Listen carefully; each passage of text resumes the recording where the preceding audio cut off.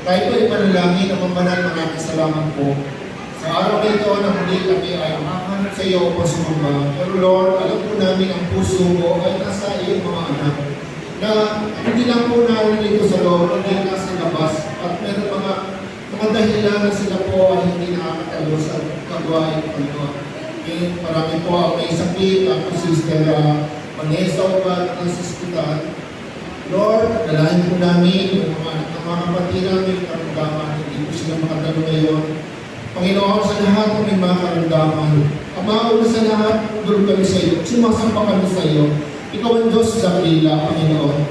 At dalangin po namin, O Diyos, bago po kami magpatuloy sa aming pananambahan, Lord, kami dumadalangin ng iyong awat kapag patuloy hipuin mo po ang aming mga kapatid na may mga karamdaman na ngayon ay nasa ospital, ikaw po ay nasa bahay.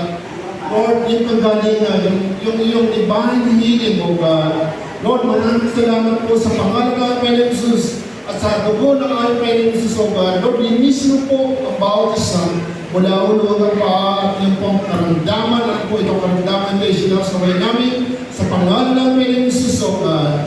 Lord, maging kami nararito, Panginoon. Lord, basbasan mo po ang bawat isa amin. Tulungan mo po kami na patuloy makalapit sa iyong trono, O Diyos.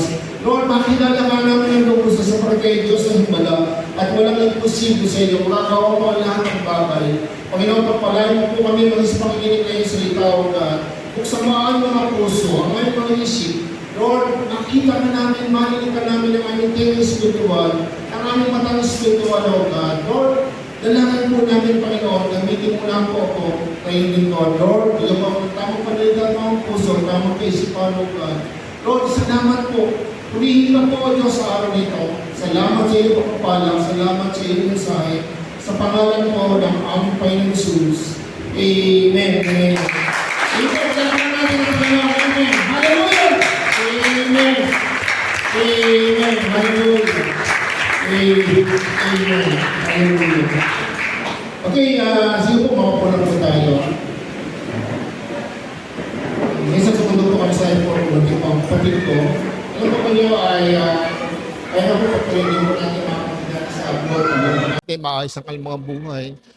Kinakwento na ng kapatid ko, lalo ko kung si Eileen, kung kilala po niyo, yung pong kapatiran na nagsusuporta po sa church, ay yung anak po niya may butas sa puso. Siyempre parang hindi ko masyadong maintindihan kung gaano kahirap yon. Pero nung kinuwento ng kapatid ko, sabi niya, kasi nagbakasyon siya doon sa Amerika, ang sabi nga niya ay, alam mo, awang-awa ako doon sa pamangkin natin, kay Daniela, sapagkat pag siya ay yung puso niya ay kumakabog, hindi po yung kabog, dog, kanya, dug, katakot.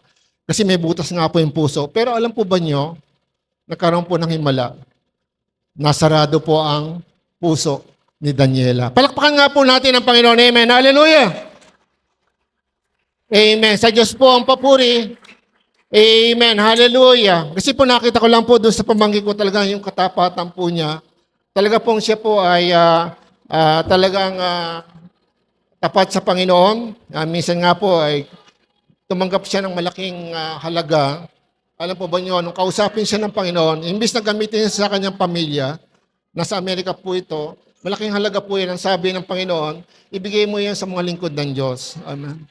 Yung pastor niya sa Amerika, pastor dito sa Bulacan, nakasama na rin po ako, binigyan niya ng biyaya. Kaya po ako tuwan-tuwa, kaya nga po, hindi po doon sa pera, dahil yung katapatan po niya, at ngayon po ay naanin niya yung kanyang ginagawa, nagkaroon ng himala, parang imposible, nabutas ng puso. Yun po ang aming inaalala sa bata. Kaya nga po naintindihan ko yung hirap, kasi kinuwento ng kapatid ko, na talagang pag ginawa niya yung puso ng bata, kapag ay nga po, ay kumakabog talagang dug, ganun po. Hindi po basta yung dug lang, ganun. Kaya po nakakatakot. Pero sa biyaya ng Panginoon, ang Diyos ay Diyos ng himala. Amen. Kaya mga kapatid, ay tayo po ngayon ay pinagpala. Sabi mo sa katabi mo, pinagpala ka ng Panginoon. Ayan, kung hindi gayon, baka hindi ka pa ligtas o baka hindi ka pa nakakilala sa Panginoon. Kasi ang pag-usapan po natin ngayon ay makita natin sa 2 Korinto. Ayan. 2 Korinto chapter 3 verse 7 to 8. Ayan. Okay, kung nariyan na po kayo, pero mag-focus po tayo sa 14. Ayan, 14. Siguro po, basahin na lang po. Siguro basahin na, sundan na lang po niyo ako kung nariyan na po kayo. Nang ibigay ang nakaukit sa mga tapyas ng bato, nahayag ang kaluwalhatian ng Diyos. Kaya hindi matignan ng mga Israelita ang mukha ni Moises, kahit na ang liwanag na iyon sa mukha niya ay pansamantala lamang. Kung ang paglilingkod batay sa kautusang nakaukit sa bato at nagdadala ng kamatayan, ay dumating na may kalakip na gayong kaluwalhatian, gaano pa kaya ang kaluwalhatian ng paglilingkod sa Kanya, ang kaluwalhatian ng paglilingkod ayon sa Espiritu. Kung may kaluwalhatian ang paglilingkod na nagdudulot ng hatol na kamatayan, lalo ng maluwalhati ang paglilingkod na nagdudulot ng pagpawawalang sala. Dahil dito, masasabi natin ang dating kaluwalhatian ay wala na sapagkat napalitan na ito na higit na maluwalhati. Kung may kaluwalhatian ang lumilipas, lalong higit ang kaluwalhatian ng nanatili magpakailanman. Dahil sa pag-asa naming iyan, malakas ang aming loob, hindi kami tulad ni Moises na nagtatalokbong ng mukha para hindi makita ng mga Israelita ang paglipas ng kaluwalhatian iyon. Ngunit naging matigas ang kanilang ulo kahit hanggang ngayon nanatili ang talukbong na iyon habang binabasa nila ang lumang tipan. Maalis lamang ang talukbong na iyon sa pakikipag-isa kay Kristo. Hanggang ngayon, may talukbong pa ang kanilang isip tuwing binabasa nila ang mga aklat ni Moises. Ngunit kapag lumapit ang tao sa Panginoon, maalis ang talukbong. Ang Panginoong ibinabanggit dito ay ang Espiritu, at kung nasaan ang Espiritu ng Panginoon ay mayroong kalayaan. At ngayong naalis na ang talukbong, nagniningning sa ating mga mukha ang kaluwalhatian iyon. Iyan, nagmumula sa Panginoon na siyang Espiritu ang siyang nagbabago sa ating mula sa isang antas ng kaluwalhatian hanggang tayo'y maging kalarawan niya. So, purihin po ang Panginoon sa pagkabasa ng kanyang mga salita. So, purihin po ang Panginoon at ngayon po, mga kapatid, ay naging malaking problema ng maraming mga kapatiran. Totoo po yan, kapag ang isang mananampalataya na simula po, naalala ko po, nung ako pinagsimula sa church, halos lahat ng gawain, hindi po ako nag-absent. Halos kung minsan po may overnight, may fasting and prayer, lahat po yan. Don't watch, lahat po yan. Bible study, lahat po yan. Pananambahan, hindi po ako ma-absent hanggang sa ngayon. Kahit po ako nagkasakit, pinipilit ko na maka-attend. Kahit po ako ay panggabi, naalala ko panggabi ko. Lagi lang ako naupo sa likod kasi nga gusto kong tukuran yung mata ko dahil nagpiprisa si pastor. Siyempre panggalbi ko, hindi muna ako natutulog. Galing ako sa trabaho, talagang pinipilit ko na dumilat, ginaganyan ko yung mata ko. Ayan. Tinutukuran ko. At iyon po ay isang bagay na siguro po, hindi ko po pwedeng sabihin na ako po ay mas banal kaysa inyo. Pinatotoo ko lang po na sa buhay ko po, nung makilala ko ang Panginoon, kasi po alam ko kung sino ako. Alam ko kung sino po ako sa harapan ng Diyos. Kaya nung makakilala ko ang Panginoon, ay talagang naging tapat po ako sa Kanya. At kasi tapat siya sa akin. Kasi sino ba ako kung sino ba ako para Kanyang pagpahalagahan? Hindi katulad po nyo, kilala nyo kung sino kayo, di ba? So kung ako po ang tatanungin nyo, hindi ako po karapat-dapat. Hindi ko alam bakit ako naging pastor, di ba? Pero mga kapatid, lahat ng bagay na yan ay nariyan na, ginawa na ng Panginoon. Kasi po yan ay biyaya. At lahat ng yan ang dapat gawin natin ay tanggapin at isa pamuhay. Amen? Amen. Amen po ba? At sa mga tao po na hindi nakakaunawa, ito po yung naging problema ngayon ng mga mananampalataya. Pagdating na tumatagal na, ay nga po yung dating siya, na mainit sa Panginoon, nagiging unting-unting naging malamig. Hanggang bandang uli, nag-backslide ang iba. Iba naman ay, marami nang hinahanap, nagkakaroon ng comparison. So, kaya nagkakaroon ng division. Kahit po sa loob ng church, Ayan po ang problema ng mga manampalataya. Pero purihin ng Panginoon sapagkat naniniwala po ako na ang pangyayari ngayon kung tayo nabubuksan ngayon, nagaganap na ang maraming hula sa Biblia. Hindi po yung mga nagaganap sa labadang pinag-usapan natin, kundi yung lahat ng hula sa Biblia ay nagaganap na. At ito po ay namamalas natin sa paligid, nararanasan natin. At ito po nagpapatunay na talagang buhay ang Diyos. At kahit ang bayang Israel, kaya nga po kung nandyan po kayo na naisip ko po, na ang bayang Israel, kung titingnan lang natin sa kasaysayan ngayon nangyayari sa bawat araw, yung kamay ng Diyos, pinakikita sa bayan, na sinabi sa Bible, itinangin ng Diyos ang Israel. At walang makakatalo sa Kanya. Totoo po yan. Hindi po perfecto ang mga Israelita. Katulad natin sila. Opo. Kung minsan ang inisip natin puro sa ating sarili. Opo. Pero ngayon, kitang-kita po ng lahat ang nagmamahal sa Diyos. Nang nag-aaral ng salita ng Diyos, ako po ay tuwang-tuwa pag nakikita ko po, kasi po ang lalaking bansa ang gustong dumurog sa bayang Israel. Napakaliit po ng Israel. Opo.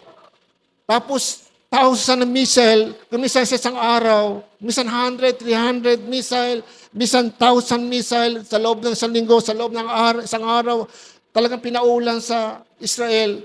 Kayang durugin nyo sa isang araw lang. Pero hanggang ngayon po, hindi sila matalo. Hello? Hindi po titingnan natin doon, mahusay ang Israel. Kumisan ganyan po ang panahon natin. Pero kung tayo nasa Panginoon, makikita po natin ang kamay ng Diyos. At ang kanyang salita ay totoo. Amen? Amen? Kaya po ngayon, kahit tayo ay nagkukulang, di ba? Nagkasala tayo, tingnan mo, nagkulang ba ang Diyos sa iyo? Amen? Hello? Tingnan mo yung katabi mo. Ano ba kulang sa iyo ngayon? Sabi nga, pera, pastor. Pera lang pala eh. Pera lang pala. Ganyan ba pagkakilala mo sa Panginoon? Totoo lang. Kaya lang, ito lang ang tanong ko. Kaya ka siguro nagkakaproblema sa pera, tapat ka ba sa Diyos? Tapat ka sa pagsamba? Nagbabasa ka ba ng salita ng Diyos? Hindi ko po sinasabi yung pagkakaloob. Kasi pag hindi ka nagbabasa, hindi maintindihan yung pagkakaloob eh. Amen? Diyan po, pag tayo bumaksak sa prayer and Bible reading, possible, babaksak ka sa lahat ng bagay. At maraming problema ang darating sa iyo na hindi angkop sa pangako ng Diyos. Ayan po. Kaya nga po ito ay ating pinamagatan, freedom. Ayan, freedom from the Lord. So sabihin nga natin, freedom. Ayan po, pag freedom, kalayaan. Ayan, malaya ako. Sabi mo sa katabi mo, malaya ako. Opo, ayan. Kaya huwag kang problema. Ano ang problema mo ngayon?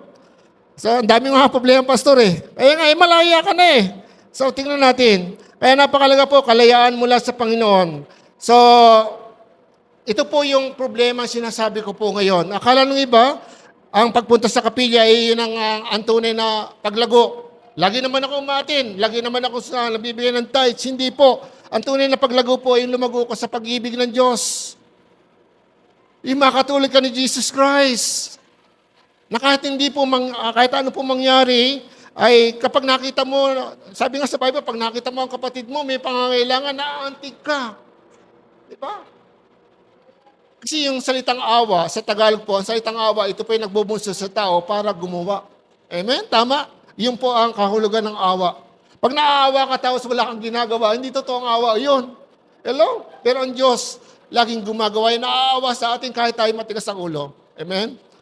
Kaya nga po si Sister Vanessa nung prayer meeting, ay wala po kaming merienda. So 300, sabi ko, yan ang maging seed money natin, dagdagan natin. Nakapag-raise po kami ng 1,000 plus at pinadala natin. Pero kailangan po ang tulong patuloy po ni Sister Vanessa. Kaya po kinananawagan sa inyo, kung kayo po ay may pagmamahal sa Panginoon, may sa kapatid, kahit piso lang po yan, ibigay po natin, itulong po natin sa kapatid, na yun po ay bahagi ng ating pag-ibig sa Kanya, pag-ibig natin sa Diyos. Kasi inuutos yan ng Diyos. Kung ikaw ay malaya kang gawin ang lahat ng bagay. Kasi ano man na mawala sa iyo kung ikaw ay malaya, tandaan nyo, ibabalik yan ng Panginoon 100 times. Higit pa. Amen? Kung naniniwala ka. Kaya nga po napakalaga, maintindihan po natin yung kalayaan yan, ay yung from the power of darkness into His likeness. Ayan po. Sa ating teksto, ang sabi doon sa verse 14 to 16, Ngunit naging matigas ang kanilang ulo, kaya't hanggang ngayon nananatili ang talukbong na iyon. Habang binabasa nila ang lumang tipan, maalis lamang ang talukbong na iyon sa pagkipag-isa kay Jesus Christ. At sabi nga hanggang ngayon, pag binabasa ang Israel, totoo lang ang Israel po hanggang ngayon hindi naniniwala kay Jesus Christ. Pero hindi po yun nangangahulugan na sila po ay pinabayaan ng Diyos. Pinabayaan po ng Diyos na sila po ay mabulag sa kanilang paniniwala. Hindi po sila lumalayo sa Diyos. Bagamat marami po silang kasalanan kasi nandun pa sila sa Old Testament. Pero purihin ng Panginoon ngayon po ay marami na naboborn again na Israelita. So, pero hanggang ngayon po, hindi nila matanggap si Jesus Christ. Para po yon, alang-alang po sa atin, sa ating mga hentil. Nakasulat po yan sa Romans chapter 8, Roman chapter 11. Ayan po. Pansamantala lang po ang pagiging matigas ng Israel para po sa ating mga hentil. Kaya nga po yung biyaya ng kaligtasan, yung kamatayan ng Jesus Christ, ay kasama na po tayo sa pagkalaya na dulot po nito. Kaya nga tayo ay pinalaya ngayon, dating hindi tayo kabilang sa kanyang bayan, tayo po ngayon ay pinalaya from the power of darkness, mula sa kapangyarihan ng kadiliman, tungo sa kaliwanagan. Okay, kaya nga po kung titingnan po nyo, dapat tayo po ay nasa liwanag. Lahat ng ginagawa natin, sure to po tayo at meron tayong excitement pag sinabing sa Panginoon. Ayan po ang mga taong lumalago sa Panginoon. Hindi, yung prayer din niya ang God. Naintindihan kasi niya ang salita ng Diyos. Pero mga kapatid, ganun pa man, talaga naintindihan tayo ng Diyos sa kahinaan natin. Kaya lang, ino-honor ng God ang kanyang salita. Kaya hindi niya magagawa na ikaw i-bless ng maraming bagay kapag ikaw ay nagkukulang kahit born again ka. Kasi po nakasulat sa Biblia, halimbawa, sabi nga, manatili kayo sa akin, sabi ni Jesus kayo sa akin sa presensya. At ang salita kayo manatili sa inyo, hingin niyo ang inyong maibigan. Kaya hindi po niyo maibigay ang inyong maibigan ang hinihiling sa panalangin. Hindi kayo nanatili sa Kanya. Paano po yun? Kung minsan po, kilala lang natin si Jesus Christ yata pag may problema. Pag-araw ng linggo, sana po hindi. Katulad ng kwento ko kanina, kasi po yun ang trend, yun po ang nangyayari sa mga mananampalataya. Pag-araw ng Lunes, wala na ang Panginoon. Tanong mo kung anong sermon, hindi na malaman kung anong sinermon. Naalala ko, basta si Pastor. Si Pastor ay ang nakalimutan na. Ano nakaraan ba yung sermon sa atin? Ano ba yung nakaraan? About saan? Di mo, nakalimutan na. Bibigyan ko na 1,000. Wala. May 1,000 ka ba dyan? Baka may phone tumayo. Actually, ginagawa ko yan. Bible study ko, binibigyan ko ng 100. Nabigla ako noon eh. Buti isa na lang ang pinagkabisa ko ng verses. O nung nagkabisa, binigyan ko siya 100. 100 pesos, binigyan ko siya. Tapos ang sumunod nagpakabisa uli ako. Buti wala akong sinabing price. Kaya lang namin yung nabagay ko yata 50 pesos. 6 na tao. 300 yung binigay ko. Okay. Naging tapat ako sa kanila. Kasi yung Diyos ay tapat. At saka, alam ko naman, bibigay ng Panginoon yun. Actually, binabalik ng Panginoon yung 300 higit pa doon Kaya nga, maniwala po kayo. Ang Diyos po ay tapat sa kanyang salita. Kaya hindi tayo mapagpala, hindi tayo naging tapat sa kanya. Amen? Pero paano ba tayo makakalaya doon? Kasi punta tayo sa kapangyarihan ng kadiliman. So sabi doon sa TPT, ano po yung TPT, the Passion Translation. Ano po ito? Sa English po, ano ba dyan? Yan, sabi dito, their minds were closed and hardened, for even to this day, that same veil comes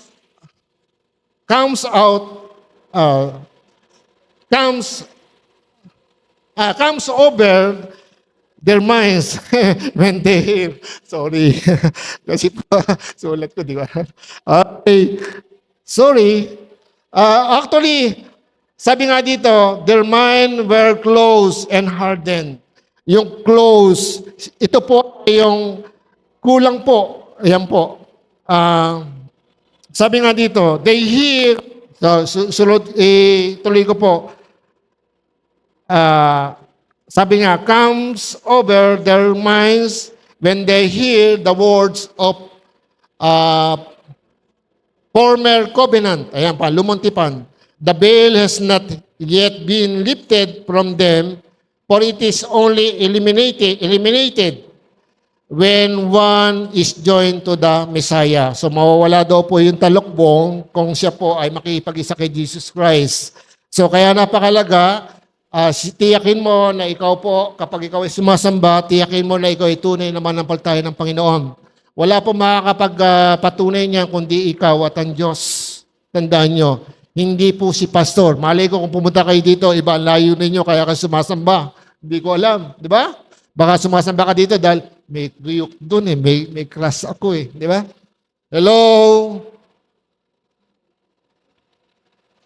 Meron pong gumagawa ng ganyan, sana wala. Okay. Kasi po, yan po ay hindi maayos at hindi po makakatulong sa atin.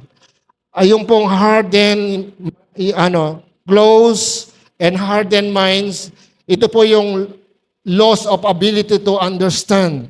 Kahit basahin po nila ng basahin ang sulatan ng Old Testament, hindi po nila maunawaan. Hindi po nila naunawaan. Ayan po. Kasi nga po, niloob yun ng Diyos, ayon sa Biblia din, para magkaroon po ng katiyakan ng kaligtasan ng mga hintil, katulad po natin. Pero yun pa samantala lamang. Actually, ngayon nga po, ulitin ko, unti-unti po marami ng mga Israelita ngayon na nakakilala sa Panginoon. Pero hindi pa sila lahat. Opo.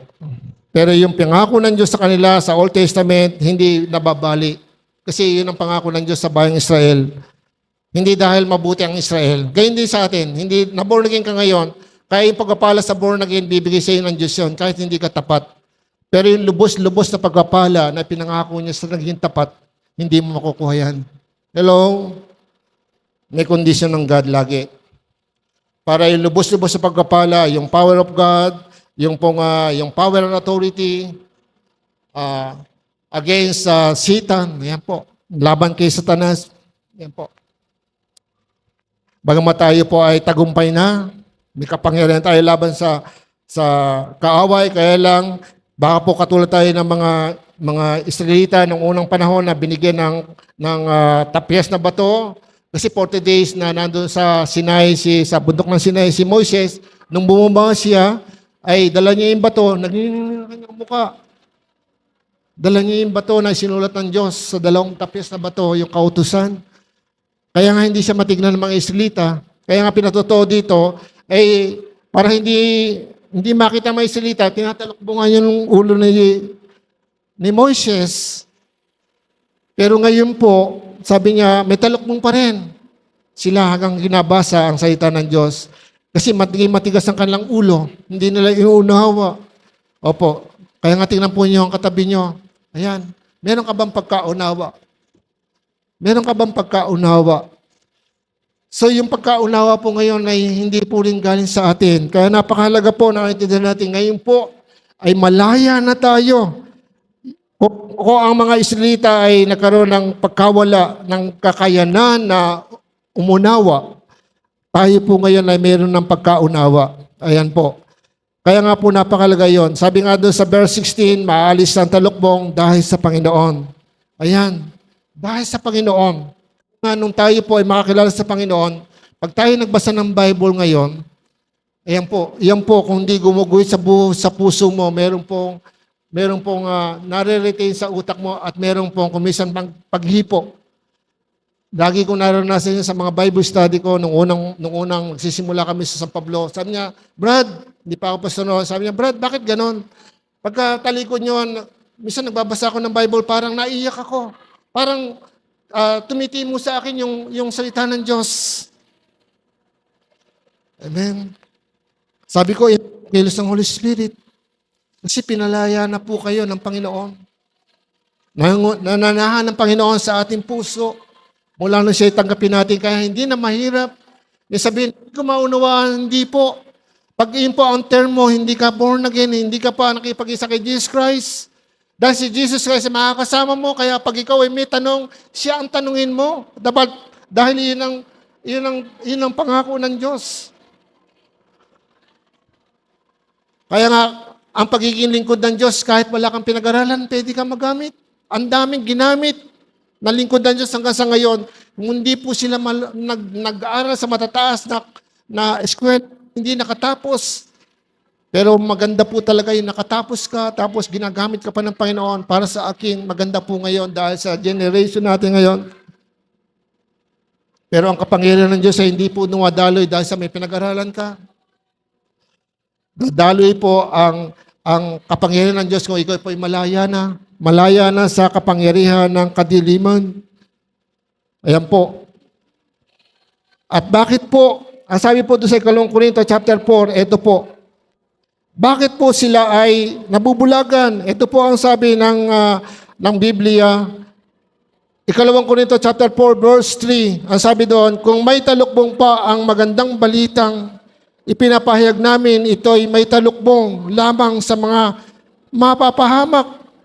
Hindi sila sumasampalataya sapagkat ang kanilang isip ay binulag ng Diyos ng kasamaan sa daigdig na ito upang hindi nila makita ang liwanag ng magandang balita tungkol sa kalwatian ni Kristo na siyang larawan ng Diyos. Kaya po ito'y babala, mga kapatid. Kaya siguraduhin mo ikaw mananampalataya sapagkat kung hindi ka po naiintindihan at hindi ka naliliwanagan, iba ang motibo mo, papunta mo sa kapilya, pagsunod mo sa kalooban ng iba, pag motibo mo, hindi po doon sa kaliwanagan ng mabuting balita, tandaan po nyo, kayo po ay mapapahamak. Sapagkat yung mabuting balita ay wala ng talukbong. Kaya nga po ito may talukbong lamang, hindi maunawaan ng mga taong namumuhay sa libutan. At ayaw magsisi ng kasalanan. Nire-reject po ang pangangaral ng salita ng Diyos. Naranasan ko po ang rejection. Na minsan po paalisin ka. Nagba-Bible study kami minsan, tagal naman ka ng mga ginagawa nyo. Tapos, pinagbabalibagan yung pintuan sa amin. Naranasan po namin yan. Naranasan ko. Minsan pagtawanan sa pangalan ng salita ng Diyos. Pero hindi po ako nagmalaki. Bakos naawa pa ako. Kasi po naunawaan ko. Bakit po? Kasi nandito ang Panginoon. Hello? Kaya nga magagawa mo po yung mauusig sa iyo na hindi manampalataya, maiibig mo siya, mapapanalangin mo. Kasi nga, kasi nandito si Jesus Christ. Malaya ka na. Saan? Doon sa tampo, sa galit, sa hinanakit, hindi ba yung, kasi pag tayo, kahinaan po natin, ako po nung araw, ganun eh. Mabait po akong tao, pero huwag mo akong lulukohin. Kaya kita, minsan naranasan ko yun, may hinampas ako sa sa pader na ganito, sa galit ko. Kaya sabi ko, ayoko magalit, di ba? Pero purihin ng Panginoon, kasi ngayon kahit magalit ako, laging merong preno, yung pagpipigil sa sarili, para sinabi ng Lord, huwag mong gawin yan. Alam mo ang ginagawa ko po, sabi ko, Lord, salamat.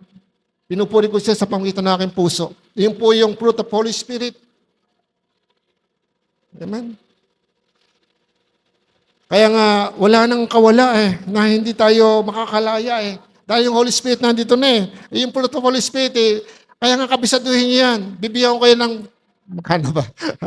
Baka lahat 20 pesos. Bawat kaya lang, wala nang sermon dito susunod. Wala na lang. Bakit po? Napakalaga po sa akin yung makabisado natin ng Biblia. Bakit po? Kasi ang demonyo, kabisado po ang Bible. Kaya kung minsan, alam niya kung paano ka paikutin. Pag ikaw ay nagkamali at mali yung kilos mo, pananalita mo tungkol sa salita ng Diyos, diyan ka titirahin ng pagkaaway. At hindi man ikaw ang tirahin, ikaw ang gagamitin niya para sirain ang gawain ng Panginoon. Hello? Hindi mo alam na gagamit ka ng evil spirit. Kahit tayo manampalataya na. Kaya nga, bakit ang gawain ng Panginoon ay magulo? Bakit pa pumunta ka sa mga kulto, sa mga religion? Hanga ako sa mga religion na puntahan ko. Ang husay, ang linis, walang magulo. Nakahiwalay yung lalaki, babae. Tapos sa mga bata nasa likod, napakaayos. Walang gumugulo. Walang gumugulo. Kaya lang paglabas sa church, ang bisyo lahat. inom, sigarilyo, lahat. Hello? Bakit? Bakit sa gawain ng Panginoon, ang dami, may naguhuntahan, may nagsiselfon. Kaya tingnan mo katabi, baka may nagsiselfon. Pagka nagsiselfon ka habang ikaw ay nakikinig ng salita ng Diyos, ang ibig sabihin, mga kapatid, ikaw ay nagagamit ng devil. Hello? Hindi gusto ng demonyo na makinig ka ng salita ng Diyos at maunawaan mo. Dahil alam ng demonyo, maunawaan mo yan dahil ang Holy Spirit nasa iyo. Hello? Kaya nga po, napaganda, tayo po ay lagi pong lumapit sa Panginoon. Tandaan nyo, sa mga papahamak at hindi sumasampalataya, yung talukbong. Wala na po tayong talukbong. Kaya lang tayo natatalukbongan, alam po kung bakit. Tanong niyo kung bakit. Kasi dahil sa pride, dahil sa kasalanan, dahil sa katigasan ng ulo. Di ba? Hello? Ayaw natin sumunod. Ayaw natin maistubid. Ayaw natin, di ba? Ayaw tayo pailalim. Bakit sino ba siya? Di ba? Minsan meron ganun tayo eh. Kaya sabi nga ni Jesus Christ, deny yourself. I-deny mo ang sarili mo. Di ba? At pasanin mo ang iyong krus araw-araw at sumunod kayo sa akin. Ang pagsunod sa Panginoon, kailangan merong self-denial. Alam yung self-denial, huwag mo isipin para sa iyo, nasaktan ako. Alisin mo muna ako. Kundi si Jesus Christ ang ilagay mo. Amen? Sentro ng buhay mo. Tingnan po nyo. Marami mapagpala. Marami po mga tao ang kikilala sa Panginoon dahil ikaw ay magagamit. Kahit hindi ka magsalita. Sa mga may asawa, di ba sa Bible sinabi nga sa 1 Pedro, kahit hindi kayo magsalita, di ba? Kahit hindi kayo magsalita, makita lang yung pagbabago ng buhay ng asawa nyo. Pinagiling ko lang yung asawa mo kahit na naglalasing. Di ba? Kahit na medyo, di ba? Binabago ang pagka-ugali mo, pati pagkilos mo, pati pananamit mo. Sabi sa Bible, kahit hindi ka magsalita, maaakay mo yung asawa mo. Sa mga kabataan kayo din po, mag-aasawa kayo. Hindi po mamatili tayong kabataan lang. Hello? Pagandaan po natin yan. Katulad po nito, tatanda rin kayo. Katulad namin. Pagdating ng panahon, maintindihan nyo yung sinasabi ng Biblia. Pero kung babaliwalayin mo ang sinasabi ngayon ng Panginoon, yung kalayaang ibinigay sa iyo, sayang. Hindi mo magamit. Malaya ka na. Freedom from the Lord. Tinanggap mo si Lord, may freedom ka na. Malaya ka na ngayon. Kaya hindi mo matamasa yung pagkapala ng kalayaan dahil tayo po ay, ayan po, natatalakbungan ng pride, tagtigas sa ulo. Ayan po. Sabi nga po doon sa John chapter 8 verse 32, ang sabi doon, makikilala niyo ang katotohanan at ang katotohanan papalaya sa inyo. Sino may sabi noon? Si Jesus Christ. Sino ba ang katotohanan? Sabi ni Jesus Christ, John 14:6, ako ang katotohanan. At ako ang daan ng katotohanan at ang buhay. Hello? Kaya kung si Jesus Christ, ikilala mo, tinanggap mo, ikaw ay nasa katotohanan. At ang kanyang salita ay katotohanan. John chapter 17:17, italaga mo siya sa katotohanan sapagkat ang salita mo ay katotohanan. Sabi ni Jesus Christ.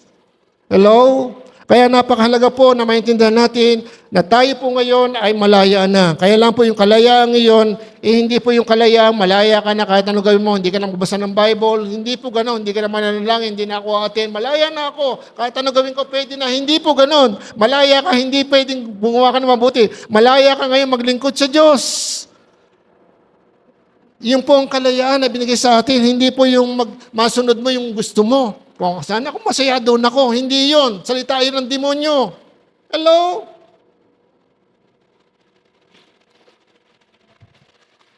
Dahil lang mamatay tayo, mabubuhay tayo para sa Panginoon. Yan po nakasulat sa Bible. Pero sinasabi ko, saan ka masaya? Abig sabihin, masaya kang gumawa ng kasalanan, maating ka naman. Kasi pagkala naman pananambahan, gumawa ka na lang kasalanan. Basta mamba ka, diyan ka masaya, gawin mo. Ganun ba yun? Hindi. Hello? Hindi po ganon. Dahil nadadaya tayo ng kaaway. At nakakatakot po yan. Kaya nga po, kalayaan sa pagkalipin sa kasalanan. Sabi nga po nandiyan, tingnan po nyo, sumagot si Jesus Christ. Kasi tinanong siya, sabi niya, sa verse 33, sumagot sila, yung mga kausap ni Jesus Christ, mga Israelita, sabi niya, kami ay mula sa lahi ni Abraham. Kailan may hindi kami naalipin ni Numan, paano mo masasabing palalayain kami? Verse 34, sumagot si Jesus, Pakatandaan nyo, ang gumagawa ng kasalanan ay alipin ng kasalanan. Hello, tingnan yung katabi nyo. Alipin ka ba? Alam mo ba yung hindi na po tayo alipin ng kasalanan, pero pwede tayo magkasala. Iba yung nagkakasala, iba yung alipin ng kasalanan. Namumuhay sa kasalanan, paulit-ulit. Hindi nababago. Ayan po. Kaya nakakatakot po yung ganung bagay. Pagka hindi po natin ito napaghandaan o naiayos ang ating buhay, tayo po magsasuffer. Hindi po ang Diyos. Totoo lang ang Diyos umiiyak para sa atin. Yun lang po, nalulungkot ang Diyos. Kasi po parang sa Kanya hanggang ngayon, yung pag-ibig niya nananaig. Pero pag dumating na po ang rapture, pag dumating na po ang paghuhukom, wala na pong awa-awa. Hello, may hangganan ng pag-ibig ng Diyos. Hanggang sa langit yan. Hanggang hindi pa niya tinutupad yung kanyang pangako na pagparito. Hello? At yung paghuhukom. Kaya nga samantalin ng pagkakataon, wala pa namang paghuhukom. Paghahanda lang natin to sa mga sign na mangyayari sa huling panahon. Kaya nga yung World War III, napakadali na. Di ba? Mga kapatid, napakadali na ngayon mangyari. Yung giyera sa buong mundo. Ito lang Pilipinas, pero purihin ng Panginoon. Di ba? Ang China ngayon, di ba? Pinaulan na ng Diyos, binabaha, bumabaksak ang kanilang economy. So, hinihipo sila ng Diyos. Di ba? Hindi pa panahon to. Pero ang China gagamitin niya sa uling panahon. Ang Russia, ang Turkey. Basahin niyo ang Bible sa mga nagpapaliwanag. Marami pong, kaya nga kulang tayo sa pag-aaral. Minsan nakalaw tayo, ganito, kung anong panahon ngayon, ganito lang. Parang napakakampante natin, para wala tayong iniisip. So, hindi po dapat ganon. Kaya napakalaga po yung tayo po ay laging bukas sapagkat ang gumagawa ng kasalanan, sabi ni Jesus kasi alipin ng kasalanan. Kaya nga kung paulit-ulit ka na may kasalanan, ano bang sabi sa Bible? Kapag nawala ka na po sa diwa ng pag-ibig, hindi ka na po namumuhay kay Kristo. Hello? Yun po lundo ng Biblia. Dahil ang Diyos ay pag-ibig. Kaya nga po napakalaga yon, kalayaan sa pag-alipin sa kasalanan. Kaya sa 36, sabi sa verse 36, kaya nga kung kayo pinalaya ng anak, kaya nga, tunay nga kayong malaya. Paano tayo palalaya ng anak? Kasi ang anak ang tumulong atin. Ni-rescue tayo mula sa kasalanan. Siya ang lumapit sa atin, hindi ikaw ang lumapit sa Diyos. Ngayon ang nangyayari, parang ngayon, pagsasamba, parang may utang na loob ang Diyos sa atin. Hindi mo na ako sasamba, Lord. Para ba ang Diyos ang may utang na loob sa atin? Hindi. Actually, siya nga yung lumalapit sa atin eh. Kahit na tayo ay matigas, kahit na tayo makasalanan. Kaya nga ang response natin minsan, parang pag may gawain, namimili tayo, ayokong mati na ganito, gusto ko ito. Parang ang Diyos natin, hindi talaga Diyos, di ba? Para bang ang Diyos ba natin ay parang yung parang kaibigan mo lang dito, di ba? Hindi, pupunta ako, pero hindi ako pupunta. Parang ganun ba? Nangangako ka, tapos hindi mo sutuparin. So, pero basahin mo yung mga sa aklat ng awit. Sabi nga, di ba, kung kayo mag-aalay sa Diyos, tubdin niyo ang inyong mga pangako. Yan ang tunay na pagsamba sa Diyos. Hello? Kaya, mga kapatid, kaya masasabi ko pong malaki ang problema po ngayon ng mga manampalataya, pero malaking pag-asa natin dahil nandiyan ang Panginoon sa puso ng bawat isa. Kahit matigas ang ulo mo ngayon, nagbabackslide ka, naniniwala ako. Kasi meron ako pinanalangin for 2 years. Atin lang siya ng church, pagka December, pagdating uli ng January, ayan po, hindi na atin ng church, tapos isang taon na naman, mabalita ako, may inom, ganito ginagawa. So, pinag-pray ko lang, pray lang tayo ng pray. Alam nyo, pag bandang huli, ay nga po, nagigising naman. After ng ilang panahon, di ba? Kasi kung tunay ka mananampalataya kahit matigas ang ulo mo, pinahihirapan mo lang sarili mo. Layo ka na layo kay Lord. Pag lumalayo kay Lord, lumalayo ang pagpapala sa iyo. Hello? Yun lang, pagpapala. Pero si Lord, nandiyan lang. Ang sabi sa Bible, napipighati. Alam mo yan, napipighati, nalulungkot, umiiyak. Gusto niya, sumunod ka sa kanyang kalooban. Kasi tunay ka mananampalataya. Ang tawag doon, conviction. Hello? Kaya napakalaga po yun. So, kaya nga sa Colossians chapter 1, okay, basahin po natin. Colossians chapter 1, verse 13 to 14. Okay, ang sabi dito, 13 to 14, niligtas niya tayo sa kapangyarihan ng kadiliman at at inilipat sa kaharian ng kanyang minamahal na anak. Sa pamagitan niya ay napalaya tayo sa makatuwid, pinawalang sala ang ating mga kasalanan sa pamagitan ng kanyang dugo. Nung mamatay si Jesus Christ, ikaw po ang dahilan, kaya sa namatay, upang tayo tubusin. Kaya nga po yun nangyari ngayon, kabilang tayo sa kaharian ng Diyos. Kaya nga mga kapatid, kung tayo ay mamatay, dahil tayo kay nakikristo, sa langit na ang punta ng bawat mananampalataya, bawat isa sa atin. Pero hanggang nandito ka sa lupa, darating na bago ka pumunta sa langit, tandaan nyo, ganito, ang gagawin po, yayanigin ka. Kasi walang makasalanang pupunta sa langit. Hello? Kaya hindi po ako natatakot. Ang kinakatakot ko lang, kaya ba nyo yung pagyayanig? Naalala ko yung tiga Plaridel na mananampalataya. Hindi ko ma-recall yung gusto ko mapapakinggan sa inyo sa DCS, yung tanikalang lagot. Mag-asawa sila, mati ng church, pati pamilya nila. So naglilingkod pa. Tapos bigla silang huminto kasi natisod eh. Tapos balik sila sa mag-asawa, nagsusugal. Habang sila nagsusugal, dumating ang balita, yung anak mo na aksidente, namatay. Alam po, nagising sila, balik sa church. Hello? Kung hindi pa namatay yung anak, hindi babalik sa church. Kasi natisod lang po siya. Kaya may paraan ng Diyos, paano ko kastiguhin ang kanyang anak. Kahit mamatay po yung anak niya, nasa langit naman pupunta yun eh. Hello? Kasi yung mga bata, di ba sabi sa Bible, anak, di ba? Ang karya ng Diyos ay para sa mga bata. Hello? Kahit mamatay yung bata na yun sa langit, pero kinuha na ni Lord eh. Pinakita sa mag-asawa. Ano, ang tigas-tigas nyo, sige. Sinasabi ko po ito para hindi tayo takutin. Kaya nga, may proven ka ba, Pastor? Paano ba ito throwback yun sa DCS? Hindi ko, kasi matagal ko na napakinggan yun eh. O, yung tanikalang lagot, di ba? Kasi nung araw eh, wala pang TV, wala pang flat TV, kaya puro radyo eh. Eh, ngayon eh, halo. Di ba? YouTube. Di ba? Okay. Wala na. Minsan Bible, hindi na mahipo. Eh, yung cellphone naman, pwede naman mag-up ng Bible, pero wala rin. Di ba? Ewan ko. Pero isa lang masasabi sa inyo, malaya ka na. Pero yung kalayaan mo, huwag kang pakulong uli. Yun lang. Pangalawa, Ephesians chapter 1 verse 7, yun po ang patotoo na tinubos tayo sa pamagitan ng kanyang dugo. Ayan. Tapos sa 13, sabi nga ngayon, sa Ephesians, kaya tuloy-tuloy po yung sinabi doon. Kaya ano kayo ngayon? O kayo bayan ng Diyos, nung kayo manampalataya, makarinig sa salita ng mabuting balita, nagdudutang kaligtasan. At sa gayon, kayo sumampalataya sa bagtong na anak ng Diyos. Tapos, binigyan kayo ng tatak ng Holy Spirit bilang katibayan na kayo ay tinubos ng Diyos, tutubusin ng Diyos. Ito po yung tatak. Ito po yung katatak ng pag-aari tayo ng Diyos. Hindi na tayo pag-aari ni Satanas. Malaya na tayo. Pag-aari ka ng Diyos. Pero, pag-aari ka ng Diyos, pero hindi sasabing malaya ka na kung ano gagawin mo. Di ako ati ngayon, di ako magbasa ng Bible, hindi ako mananalangin. Hello? Sino ka pagagamit?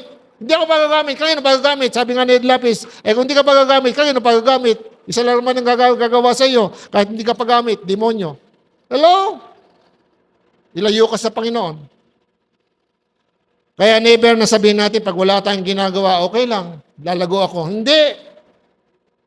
Kasi pag wala kang ginagawa, diyan po natutukso ang kaaway, si Satanas. Okay? Hinaantay lang niya na ikaw ay makakita yung nang butas sa iyo. Hindi na ito nagbabasa ng Bible. Sige, titignan ko ito. Dadalhin ko yung kumari niya. Ayun. Marites, ito. Okay, pag-usapan. Puro Marites na pag-usapan, di ba? Hindi na mapapansin. Minsan inuman. Minsan meron ganito, di ba? Nasa banda uli, puro mall na lang. Di ba? Di ba nyo napapansin? Pero, ako minsan pag ako nag-cellphone ganyan, nanonood ako ng isda, inaabot ako ng 3 oras. Pinapala. Nalilibang ako. Pero sabi ko pa, bakit ganon? Ngayon kumisa maghapon, kaya kumisa may nagtitext, hindi ka nababasa. Maghapon hindi ko hinahawakan ng cellphone. Kasi matutokso ako di ba? So, sino ang may problema doon? Yung cellphone ba o ako? Di ba? Ako, hindi ko hinawakan ng cellphone. Hindi ako naalipin, di ba? Hello? Pwede pala ako hindi maalipin di ba? Pero hindi natin alam, alipin na tayo. Kung minsan kumakain, hawak mo yung cellphone. Hindi mailayo yung cellphone. Kung minsan tutulog ka. Diba? Master na master yun eh. Sino? Sabi ng pastor, aray ko po. Hindi kayo pinatatamaan, itinatama lang kayo. Amen? Kasi malapit na ang paghuhukom. Hello? Through the power of the Holy Spirit. So, sa pamamagitan ng kapangyarihan ng Espiritu, malaya na tayo through the power of the Holy Spirit. Okay, kaya nga po napakahalaga po yun na maintindihan natin. Sa NIV, verse 17 ng ating teksto, ay 2 Corinto chapter 3, verse 17, Now the Lord is the Spirit, and where the Spirit of the Lord is, there is freedom. So kung saan daw po, ang Espiritong tinutukoy dito ay ang Panginoon. At kung saan nandoon ang Espiritu ng Panginoon, ay naroon din ang kalayaan, ay mayroon din kalayaan. So kaya nga, kung ang Panginoon ay nasa puso mo, tinanggap mo, sabihin malaya ka forever. Maliban na lang kung pinaalis mo na, Lord, ayoko na sa iyo, wala ka ng kalayaan ngayon. Hello? Pero hanggang ngayon, tinatanggap mo, born again ako, ligtas na ako, mananampalataya ako, ang Diyos, Jesus Christ. Malaya ka. Pero anong ginagawa natin?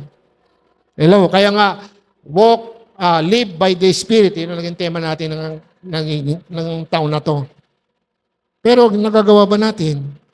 Kaya ang tungkulin po namin, paalala. Ang tungkulin po ng mga ngaral, ng mga nagsisel group, para pag-aralan natin, paalala po ang salita ng Diyos. Ayan po. Kaya napakahalaga po yun. Sa Tito chapter 3, verse 5 and 7, tingnan po nyo, sa aklat ng Tito, ang salita po ng Diyos ang magliliwanag po sa atin. Opo, marami pong pangangaral na nakaka-inspire. Kailangan din po natin yon. Pero po sa akin, wag po tayong lalayo sa salita ng Diyos. Hanggang hindi po natin nababasa ang Biblia, wag po tayong pumunta ng kung ano-ano pong mga, halimbawa yung mga inspiring, minsan marami po, ito gawin mo. Pero hindi, bakit mo gagawin to? Ito sabi kasi sa Bible eh. Kaya napakalaga po, magsimula po tayo sa salita ng Diyos kasi ito po taga-tama. Pero napakalaga, maraming practical na tinuturo din ng salita ng Diyos. At tayo, mayroong masasabing practical. Ito gawin mo. Hindi naman nakasulat sa Bible yan eh. Alam mo, huwag mong patirin yung kapatid mo. Di ba? Wala naman sinabi sa Bible yan. Huwag mong sundukin ng kapatid mo. Di ba? Di siyempre. Okay? Tito chapter 3, verse 5 to 7. Sabi dito, okay, tingnan po nyo. Basahin natin. Ang sabi dito ay verse 5, 3:5, ang sabi po dito, iniligtas niya tayo hindi dahil sa ating mabubuting gawa, kundi dahil sa kanyang habag sa atin. Tayo iniligtas niya sa pamagitan ng Espiritu Santo, na naghugas sa atin upang tayo ipanganak na muli at magkaroon ng bagong buhay. Upang magkaroon ng bagong buhay, paano po yun? Kailangan mahugasan tayo ng Holy Spirit. Paano tayo mahugasan ng Holy Spirit? Kung tatanggapin mo si Jesus Christ at bibigyan ka ng kaloob ng Holy Spirit bilang tatak ng iyong kaligtasan. Yung po yun. Kaya yung pag pumasok ang Holy Spirit sa iyo, puso, yun ang bagong buhay. Yun ang magbabago ng iyong buhay. Opo. Kaya napakahalaga po yun. At ang sabi doon sa 6, masagana. Sa iba po yan, ibinuhos sa ating pakipag-isa kay Kristo, ibinuhos ng Diyos. Ang banal na Espiritu, dito po, masagana. Masagana ipinakaloob ng Diyos sa atin ang Espiritu Santo sa pamagitan ng ating tagapagligtas na si Jesucristo upang tayo maging matuwid. Sa ibang salin po yan, upang tayo gawing banal sa pamagitan ng kanyang kagandahan loob. At tayo naging tagapagmana ng inaasahan nating kaloob ng Diyos. Sa ibang salin po yan ay walang hanggang buhay na walang hanggan. Iyan po yung eternal life. Kaya napakahalaga po yung freedom. Hindi na po tayo alipin ng impyerno. Pero buhay ka pa. May kahatulan na po ang tao papunta sa impyerno. Basahin nyo ang John chapter 3 verse 18. Ang sabi ng John chapter 3 verse 18, hindi nahahatulang maparusahan ang sinamang nanampalataya sa anak ng Diyos, sa bugtong na anak ng Diyos. Ngunit pinarusahan ng, hinatulan ng maparusahan ang hindi sumampalataya sa bugtong na anak ng Diyos. Hello? Kaya habang tayo nabubuhay dito, may kahatulan na. At alam mo na kung ikaw ay maliligtas. Paano paraan? Sa pananampalataya, sa bugtong na anak. Pero hindi period. Wala ka nang gagawin, walang nabago. So, peki po yan. Hindi yan legit na pananampalataya. Ang tunay na pananampalataya ay gumagawa. Dahil ang demonyo na nananampalataya, nanginginig pa. Naniniwala kay Jesus Christ. Takot nga kay Jesus Christ si Satanas eh. Ayan. Pero si Satanas, tatabihan ka eh. Pambihira, di ba? Nasa si Jesus Christ. Tapos si Satanas, hinakabayan ka pang ganun. Pambihira yun. Questionable yun, di ba? Bakit si Satanas nakakalapit sa iyo? Totoo yung pastor. Hindi mo nakikita eh. Buhay si Satanas eh. Alam mo, ang ginagawa niya, hindi siya nauna eh. Pag nakita niya, alam ba, tumingin ka. Alam mo, mayroong alak dito. Parang, sarap yata ng ano. Sabihin ng demonyo, lalapit ka. Nakikita, wala naman, di ba nakita ni pastor? Wala, ikaw nag-iisa ka lang dito, di ba? Yeah? Hello? Yun ang gagawin ng demonyo. Yung pag nanasa yung gate tour natin, doon tayo nababase. Alam mo, punta tayo sa beer house o kaya sa bungan. O yung mga babae sa mapupunta yan. Doon sa Maritasan. Sabi, pagdating sa punta ka doon, meron bagong ano. Diba? Sa TV lang, sa TV, di ba? Ay pagdating doon sa yung talk, ay ko, ipot mo nga yan, ipot nga yan. Bakit alam niyo kung bakit? Kasi alam ko po yung andon eh. Hindi, ayoko pong matol. Kasi may asawa yung lalaki. Tama. Pinakilala niya sa TV yung kasama niya eh. Tapos yung, di ba, sikat yan. Gusto pakinggan ng mga tao. Ang pinag-usapan naman, puro mga marites. Di ba? Tuwan-tuwa tayo, di ba? Sa mga teleserye, di ba? Kung minsan yung mga kaluluwa ng tao, minsan, hindi naman totoo yun, pero pinanood natin, tuwan-tuwa tayo, di ba? Lumilipat yung kaluluwa, nagkapalit yung kaluluwa, yung lalaki, naging babae. Di ba? Yung kaluluwa lang. Hello? Tapos tuwan-tuwa tayo, pero sa Bible, wala namang ganun. Di ba? Okay, di ba? Kaya nga, minsan, nadidisip tayo doon eh. Kaya ang gusto ng demonyo, makinig ka eh. Oras na, makinig ka ngayon. Di ba? Para bang tayo ay merong orasan sa teleserye, pero pag nababasa ng Bible, tamad lagi. Pero pag may kailangan, miyak, Lord, di ba? Alis hindi matulog kasi may pangangailangan. Hello, ganyan po tayo mga tao. Minsan nakalimutan natin kung ang kabanalan ng Diyos. Ang paglapit sa Diyos, kailangan malinis tayo. Linisin niyo ang inyong mga puso. Lumapit kayo sa Diyos. Sabi ng Biblia, Santiago chapter 4. Lumapit kayo sa Diyos, lalapit siya sa inyo. Ugasan niyo ang inyong mga puso. Kayong pabago-bago ang isip. Di ba? Maghinigpagis kayo. Palitan niyo ng pagluha ang inyong tawanan. Kaya napakalaga po yun. Freedom, ayan po. Yung kalayaan po, na tayo po, sabi doon, through the power of the Holy Spirit. So, iniligtas tayo sa pamagitan ng Espiritu Santo. Naligtas, naghuga sa atin upang ipanganak na muli at magkaroon ng bagong buhay. Romans chapter 8, verse 15. Ito po yung patotoo ng Biblia. At kabisaduhin po nyo at kung hindi man yung makabisado, balik-balikan po nyo kasi ito magsasalba sa atin laban sa kaaway. Kaya nga po, ang labanan po nung si Jesus Christ ay tuksuhin ng mag-ayuno siya ng 40 days and 40 nights sa ilang. Hindi ba nung nagutom siya, dumating ang Diablo, sabi niya, kung ikaw ay anak ng Diyos, gawin mo tinapay ang batong ito. Hindi ba ang labanan doon, sabi nga, nasusulat. Sabi ng demonyo, nasusulat. Sabi naman Jesus Christ, nasusulat din. Tapos sabi ng demonyo, nasusulat. Sabi naman Jesus Christ, nasusulat din. Anong napansin nyo? Hindi tao ang kausap ng Diyos doon, demonyo. Ang ibig sabihin, ito, kung ang Panginoon tinukso ng demonyo at ang ginamit niya sa salita ng Diyos, kayo, anong gagamitin niya sa inyo? Salita ng Diyos. Alam niya kung paano kayo tumusunod. Alam niya yung buhay niyo na hindi nakikita ni pastor. Hello? Nababantayan tayo ng demonyo. Ang binabantayan ng demonyo, mga born again. Hindi niya babantayan yung kanya na. Yung alipin niya. Hello? Nakuha nyo? Hindi niya babantayan yung nasa loob ng sabungan. Kanya na yun. Hello? Yung nasa loob ng beer house. Ang babantayin niya, yung mga mananampalataya. Kasi titignan niya yung kahinaan. Ang kahinaan nito, ayan, maramdamin to. Natampuhin. Gagamit siya na ngayon ng taong siya ay titisurin. Masakit. Kapatiran din ginagamit. Hindi pa niya napansin yan. Hello? O natatalakbangan tayo ng pride o ng kawalang pagpapatawad, kawalang pagpapasensya. Yung fruit of Holy Spirit, nalaglag na lahat. Yung love, peace, joy. Tapos, pagkaroon na ng patient. Di ba? Pagkaroon ng patient, pagtsatsaga.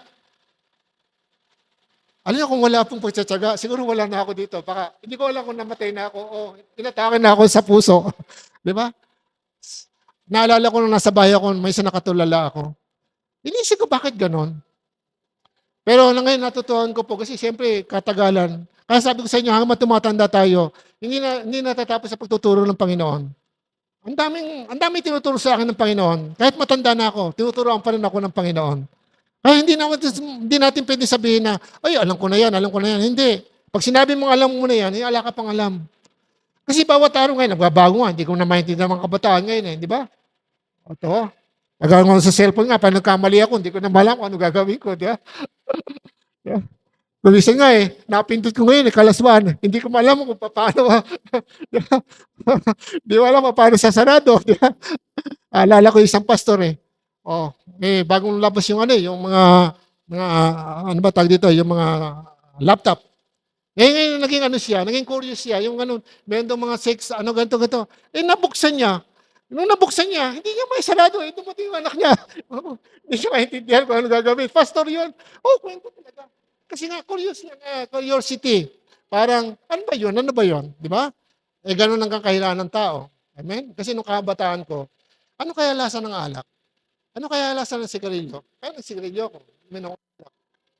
Ano kaya yung drugs? Tinikman ko ang marijuana. Oryx. Hindi lang Cebu. Marami akong tanong, di ba? Huwag natin pong sabihin na hindi po ako ganyan. Hindi. Ang tao kasi mahina. Kaya nga maraming born again, hindi pa born again. Born again lang dahil matin. Kaya nga yung iba, talagang totally, naging totoo lang kapag pagtagalan, naintindihan niya. Pero totoo lang, actually, kaya nasasabi lang natin yung kasi nga po, hindi nakita sa buhay. Pero yung pagiging born again, nagsimula yan, tunay na tayo tumanggap sa Panginoon. Amen? Kaya napakalaga po yun. Verse 17, nabasa ko na ba yun? Hindi pa, 8:15 to 17. So, basahin ko lang po sa inyo ang sabi dito. Okay, ang sabi po dito, sapagkat hindi espiritu ng pagkaalipin ang inyong tinanggap upang kayo mamuhay sa takot. Sa halip, ang inyong tinanggap ay espiritu ng pagkukop upang kayo gawing mga anak ng Diyos. Kaya tayo ay tumatawag sa Kanya ng Ama, Ama ko. Ang Espiritu ang nagpapatotoo kasama ng ating Espiritu, ayan, na tayo ay mga anak ng Diyos. At yamang mga anak tayo ay tagapagmana ng Diyos at kasamang tagapagmana ng Kristo sapagkat tayo ay kasama niya sa pagtitiis. Tayo ay makakasama rin niya sa Kanyang kaluwalhatian. Tiyak na po tayo mapupunta sa langit. Palakpakan nga po natin ang Panginoon. Amen. Hallelujah. Amen. Sabihin niya, pastor, nakakasala pa ako. Oo, nakakasala ngayon. Dahil tunay ka man ng palataya, bago dumating ang Panginoon, yayanagin ka. Yan ang paghandaan mo. Paano ka yayanagin ng Diyos? Kaya nga po yung bayaw ko, sabi ko sa kanya, pangalawang beses na po yun. Una nasa ICU siya, 2 minutes na lang. Milyon ang ginagastos niya. St. Luke's. Kaya isipin nyo, paano kung walang pera? Hindi po sila mayaman. Madaling umutang kasi meron silang negosyo. Hello? Madali silang umutang kahit magkano. Kasi malakas ang kita ng kalang negosyo. Ito sabi ko sa bayo ko. Pangalawang beses na ito. Noon na pinagpili din namin, nasa ICU.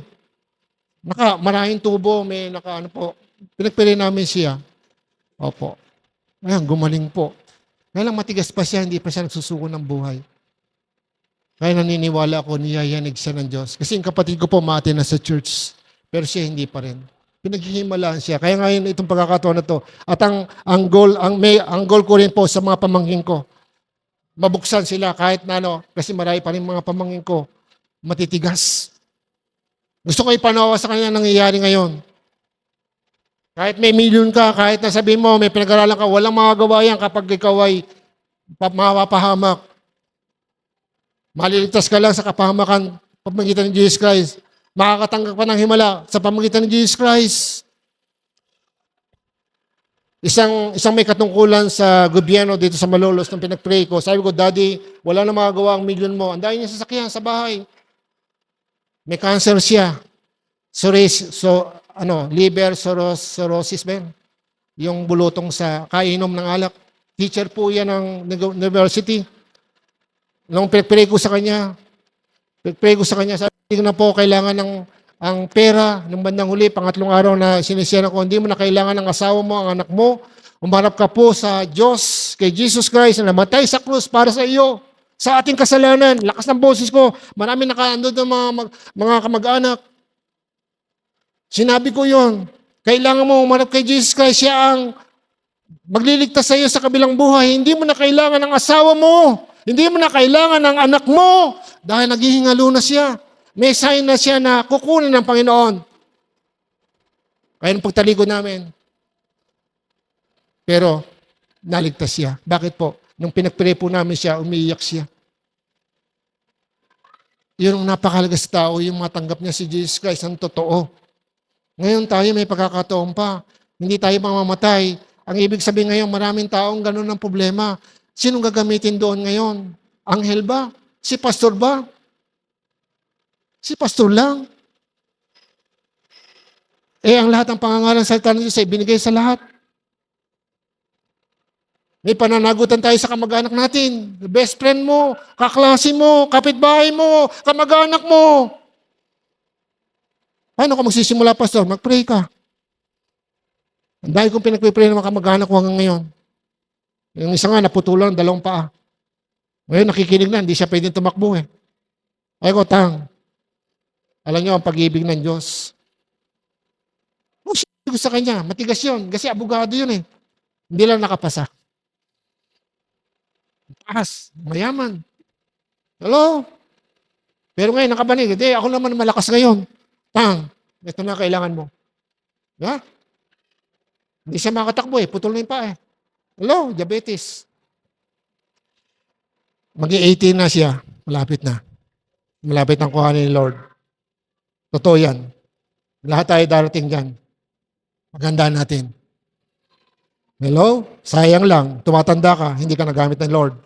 Freedom to conform the image of the Lord Jesus Christ. Kalayaan upang maging katulad ng ating Panginoong Hesukristo. Iyon po ang sinabi doon sa 18 sa ating teksto. Napakahalaga po mga kapatid. Ano po? Ang sabi doon ay 18. Ang sabi doon sa verse chapter 2 Korinto chapter 3 verse 18. Ang sabi po doon ay okay.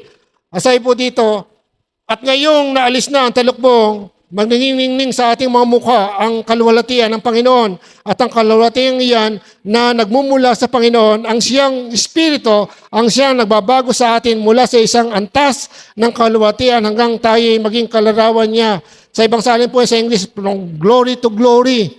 Yung kaluwalhatian ng Diyos, tayo po ay mababago.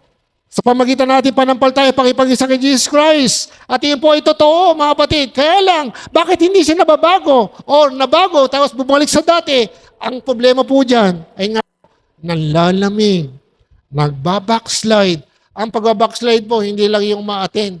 Hindi na matin sa church, nag-backslide na siya. Hindi po. Kahit umaating ka dito, ayaw mo na sumunod sa kalooban ng Diyos, backslide and spirit ka na, sa spirit ka na. Hindi ka nagbabasa ng Bible. Hindi ka na nanalangin. Hindi ka na tumutupad kung ano po yung sinasabi ng salita ng Diyos. Backslided ka. Hello? Nakakatakot. Pero ito lang napaganda. No? Kasi yung kwento ng albugang anak, di ba? Ang Diyos natin, inaantay ka lang na maging totoo. Hello? Nag-iintay lang siya. Kaya matyaga ang Diyos eh. Kung hindi matyaga ang Diyos, patay tayong lahat. Tama. Patay tayong lahat. Pag nagkamali ka, patay ka kaagad. Kasi sa Old Testament, pag nagkamali ka, patay ka kagad. Tama. Hindi ba napansin? May death penalty yung panahon ng Old Testament. Yun lang, araw ng Sabat, nahuli kami nagluluto. Di ba? Babatuhin ka hanggang sa mamatay. Yun ang utos. Hello? Kung pairalin ng Diyos yung kanyang batas ng Old Testament, lahat ay patay na. Wala na ako dito. Lumulubog na ako dito. Wala na siguro. Matagal na akong nasa bukay. Di ba? Kasi ang dami ko ng pagkakamali. Hello? Ang napakahalaga ngayon, umamin tayo at sa biyaya ng Diyos, palinis tayo sa dugo. Yan ang pag-asa natin. Lagi tayong umamin, lagi tayong humingi ng tawad at gawin natin yung dapat gawin. Yan po. Kasi yan ang gusto ng Holy Spirit. Kaya nga po sabi ng Romans chapter 8, verse 29. Balikan po natin. Sabi nga, sa simula pa, kilala na ng Ama, ng Diyos Ama kung sino ang sa Kanya. Ang sabi doon, at ititinalaga niya upang makatulad ng Kanyang anak. Sapagkat sa simula pa ay alam na ng Diyos kung sino ang nagiging Kanya at ang mga iti pinili niya upang maging katulad ng Kanyang anak. Sa gayon, siya ay naging panganay sa lahat ng maraming magkakapatid. Hello? Hanggang sa langit, makakatulad tayo ni Jesus Christ. Dahil si Jesus Christ ngayon ay anak ng Diyos. Kaya tayo naging anak ng Diyos. At bilang anak ng Diyos, ay naging tagapagmana ng karya ng Diyos. At kung sino man kay Jesus Christ, magmamana tayo ng karya ng Diyos. Iyan ang totoo, mga kapatid. Ang problema, pag hindi tayo namumuhay, walang nababago, handaan nyo, tandaan nyo, mga kapatid. Kung ikaw itunay na mananampalataya, kasi dumaan ako sa pagtutuwid ng Diyos. Kaya ako sinasabi nyo, may pagtutuwid. Matigas din naman ang ulo ko. Maraming tinuturo sa akin ng Panginoon. Ngayon matanda na ako, sabi ko, maiisip ko ngayon, salamat. Kasi kung hindi ako dumating sa maraming pagsubok, wala akong sasabihin sa inyo ngayon. Maaaring nangangapa ako, sabihin ko sa inyo, okay lang ginagawa nyo. Pero sasabihin ko sa inyo, hanggang hindi ka naging totoo, sinisira mo ang gawain ng Panginoon, napakalaking kasalanan niya sa harapan. Pagsisisihan mo yan pagdating ng huling panahon. Kasikapin po natin maitaguyod ang gawain ng Diyos. Dahil inalayan ng Diyos ang iglesia ng kanyang buhay. Ephesians chapter 5. Inalay niya ang kanyang buhay para sa iglesia. Kaya ang nasa loob ng iglesia, tao. Kaya dito po tayo, magmahalan tayo. Kaya sinasabi ng Bible, mamuhay tayo sa pag-ibig. Kaya mga kapatid, napakahalaga po yun. Kaya nga sabi nga, Romans chapter 8, sabi nga doon po sa 2 Corinto chapter 5 verse 17, sabi nga doon, sa English, sabi dito, sa New Living Translation, this means that anyone who belong to Christ has become a new person. Bagong tao, the old life is gone. Yung lumang pagkatao o buhay ay nabago, nawala na. A new life has begun. Ang bagong buhay, po, kinuha ko doon, yung has begun. Ang bagong buhay nagsisimula sa mga tunay na sumampalataya sa Panginoong Hesus. Mula nung ikaw ay tumanggap kay Jesus Christ, diyan nagsimula yung bagong buhay. Ang tanong, nakita ba? Hanggang ngayon, questionable. Born again ba siya? O merong, kaya nga yung patotoo ko dito na merong, totoo po yung nangyari, laging nasabi sa radyo namatay yung isang ka-office mate, namatay. Tapos nung nasa burol, nagsasalita yung pastor. Nalaman ngayon, nagsabi-sabi yung mga ka-office mate kasama niya, born again pala siya. Born again pala siya. Ang tagal magkasama sa office, hindi alam kung born again. Hello? Kasi sa office, nakikiayon. Kung anong gusto ng okay, inom tayo, party tayo, ito yun. Kalokohan, di ba? Sabi sa Bible, yung pang pagsasayita ng malaswa, pagbibiro ng hindi nararapat, di ba? Hindi ba niyo nabasa yun? Pagbibiro lang ng hindi nararapat, ayaw ng Diyos. Yung malalaswa, yung may kahalayan, ayaw ng Diyos yan, sa salita pa lang. Hindi ba niyo nabasa yun? Sa isip pa lang, di ba? Kaya nga, tuso kasi ang mga Israelita, kaya pagdating sa Romans chapter 5, di ba? Pagdating sa 6, di ba? 5, 6, di ba? Yung, sabi nga doon, yung pag ang isang lalaki tumingin sa babae na nagnanasa, nangangalo niya na siya. Di ba? Isinado ng Panginoon Pag ikaw ay nagalit, mamamatay tao ka! Sabi ng Panginoon, sinagad na ng Diyos Kasi ituso ang mga Israelita hanggang makakalusot, lulusot yan hindi kasi siya naman may kasalanan Ganun tayo, lusot ang lusot Ang daing alibay, di ba? Ganun mga Israelita Hindi, sumusunod naman ako sa kutusan kasi siya ganun, di ba? Oh, kaya nga, isinagad na ng Panginoon eh. Pag ikaw ay nagalit, napuot ka sa kapatid mo, mamamatay tao ka. Papunta ka sa apoy na impyerno. Di ba? Tingnan nyo. Hello? Sinong sabi noon? Si Jesus Christ. Paligay nyo, okay lang ginagawa natin ngayon sa harapan ng Diyos? Hindi ko alam. Diyos na nakakaalam. Pero ikaw makakaalam kung sino ka ngayon sa harapan ng Diyos. Malaya ka na, kapatid. Huwag ka nang paalipin. Kaya nga sabi daw, napakahalaga po. Sa mga tunay na mga nampaltayo sa Panginoong Jesucristo, hindi na nagpapatuloy sa pagkakasala. 1 Juan, tingnan po nyo. Madalas na din nyo kay Pastor Rubento. Sabi sa 1 Juan chapter 3, yan po. 1 Juan chapter 3 verse 4. 1 Juan chapter 3 verse 4. Sabi doon, ang bawat nagkasala ay lumalabag sa kautusan ng Diyos, sapagkat ang kasalanan ay paglabag sa kautusan. Verse 5, nalalaman ninyong naparito si Kristo upang pawiin ang ating mga kasalanan at siya ay walang kasalanan. Walang kasalanan. Okay, napakahalaga po yon. Si Jesus kasi walang kasalanan. Pagdating sa 6, ang sabi po doon, okay, sa 6, ang sabi po doon ay ganito, ang nanatili sa kanya ay hindi nagpapatuloy sa pagkakasala. Ang sino mang nagpapatuloy sa pagkakasala ay hindi nakakita at nakakilala sa kanya. Verse 9, ang mga anak ng Diyos ay hindi nagpapatuloy sa pagkakasala sapagkat nanatili sa kanila ang binhing mula sa Diyos.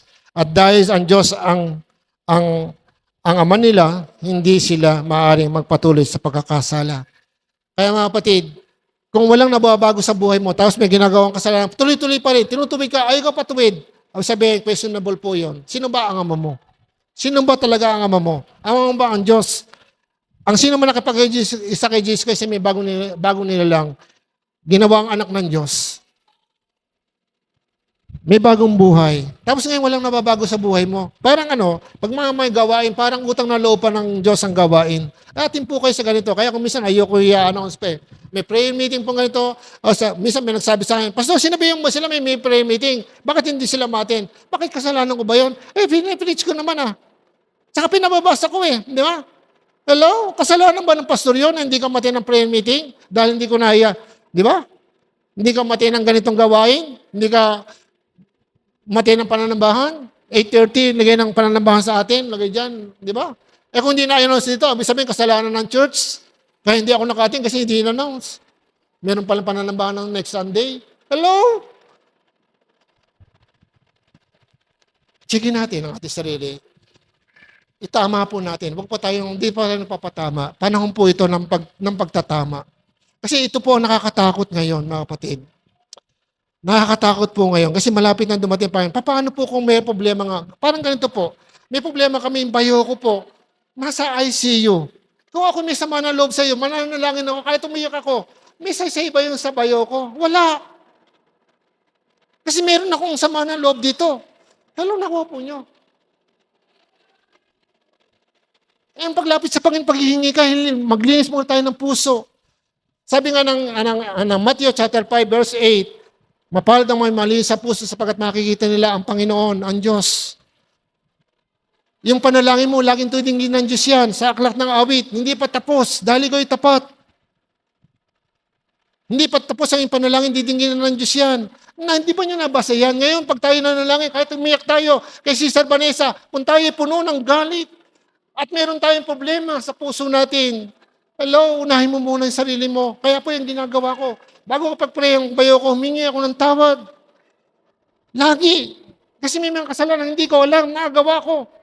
Pag nanonood ako ng TV, nakapanood ako ng malaswa. Di ba? Nakapakinig ako ng mga hindi nakarapat-dapat. Ano sa palagay mo? Masyado ka namang banal, pastor. Hindi. Banal ang Diyos. Kung hindi mo kilala ang Diyos mo, okay lang sa iyo yun. Hindi naman ganun Pero kung sa iyo okay yan, pero sasabihin ko mali yan dahil nakasulat dito Tama. Sino ang tama? Ang Diyos o ikaw? So, tama ang Biblia at ang Diyos. Amen? Kaya nga, para sa akin, napakalagay, manatili tayo sa kanyang pag-ibig. Ayan po. 1 Juan chapter 4, doon din po. Ang sabi dito, 1 chapter 4, verse 7 to 8. Ang sabi dito, mga minamahal, mag-ibigan tayo sapagkat mula sa Diyos ang pag-ibig. Ang bawat umiibig ay anak ng Diyos at kumikilala sa Diyos. Ang hindi umiibig ay hindi kumikilala sa Diyos sapagkat ang Diyos ay pag-ibig. Inihayag na, ayun po, ang Diyos ay pag-ibig. Tapos po, italong po natin sa verse 13 and 17. Verse 13, ang sabi dito, ayan po, nalalaman natin na natili tayo sa Diyos, sa kanyang pag-ibig, at siya ay nasa naman sa atin sapagkat pinakaloban niya na tayo ng kanyang espiritu. Verse 17, ang sabi doon, ang pag-ibig ay naging ganap sa atin, kaya't panatag ang ating kalooban para sa araw ng paghukom, sapagkat tayo ay tulad ni Kristo kahit na sa daigdig pang ito. Kaya mga kapatid, katulad tayo ni Kristo kahit sa daigdig na ito. Mga kapatid, alam niyo kung bakit? Kasi po kung saan nandun si Kristo, doon ka mapupunta. At kung ano si Jesus Christ, binigay niya sa iyo. Yung kabanalan, yung karangalan na sa iyo. Yung pangalan ni Jesus Christ, dala-dala mo. Hello? Hello? Kaya nga po, di ba pag yung nagkasala, yung, di ba yung ganyan sa nung araw, hindi ko alam. Kasi nung araw, yung mga lahi-lahi, kanina bang anak yan? Lapastangan niya na, di ba? Ginaganyan, di ba? Yung mga magulang nasa bahay na nananahimik, nadadamay. Tama. Ano bang anak yan? Ganyan po yung nung araw, pero ngayon hindi na uso yun. Ano? Buti nung araw, merong ganun sa amin eh. Kaya may tumatak sa amin eh. Pag gumawa ka ng kasalanan, ang nadadala mo kay yan, nanay mo, tatay mo eh. Lahi mo eh. Kaya sa amin, merong lahi ng kalabaw eh. Kung tawagin kalabaw, bakit kalabaw? Yung pala, yung lolo niya, nagnakaw ng kalabaw. Kaya hanggang sa kaapopuhan, kalabaw ang tawagin. Magnanakaw pala ng kalabaw. Tapos meron sa aming hito. Bakit naghihito? Hindi ko na yun alam. Meron pang lawin. Ang daming basag sa amin. Hello? Ngayon kaya kung nang basagan ka, ano kaya? Kung gano'n ang gagawin sa atin. Pero ang demonyo may basag sa atin. Ito na naman si ano. Ito na naman si Hapay-Hapay. Sige, sama tayo pare. Sige, saan ka ba pumunta? Sasamahan kita. Kaya gagawin demonyo. Ito yung Kristiyanong mahilig sa Sige, samahan kita. Sige, sundan ko to. Pag nakakita na, sabi, lalapit ang demonyo. Sige, ikwento mo na. Sige, ikwento mo na. Hello? Ganyan ang demonyo, nag-cheer siya. Hindi siya nauna. Ganyan po ang demonyo. Kaya nga, hindi na tayo maalipin ng demonyo. Pero pwede siya tayong diktahan. Impluwensyahan. Naku, maganda yan. Ligawan mo. Hello. Mga kapatid, napakalaga po yon. John chapter 15 verse 10. Ito po ang sabi. Napakalaga po yung sinabi ng Jesus Christ. Kung matiti tayo sa kanyang pag-ibig, sa pag-ibig ng Ama, sabi ng Jesus Christ, John chapter 15 verse 10, okay, siguro po ay tumayo po tayo lahat, okay? Pakinggan na lang po niyo, babasahin ko. Sige po, tumayo po tayong lahat. Okay, ito po dalawang verses na babasahin ko. Basahin ko po sa inyo. Ito po ang sabi, verse 15, verse 10. Ang sabi dito, ayan.